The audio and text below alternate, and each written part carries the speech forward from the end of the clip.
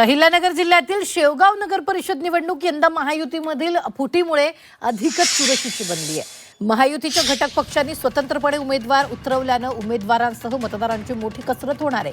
सध्या तरी अजित पवार यांच्या राष्ट्रवादी काँग्रेस पक्षाचं पारडं जड दिसतंय. राष्ट्रवादीनं शेवगाव नगर परिषदेच्या प्रथम नगराध्यक्ष विद्या लांडे यांना नगराध्यक्ष पदाच्या रिंगणात उतरवलंय. शेवगावकर नेमकं कोणाच्या गळ्यात नगराध्यक्ष पदाची माळ घालणार हे पाहणं तितकंच महत्त्वाचं आहे. लोकांचे घरकुल असतील, महिलांचे पाणी प्रश्न असतील,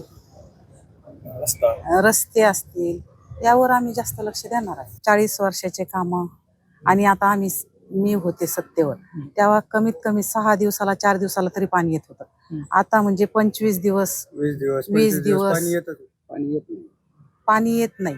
त्यामुळे जनता खूप अशी होरपळून निघाल्यासारखी झालेली आहे. त्यामुळे लोक आम्हाला चांगला प्रतिसाद देतात.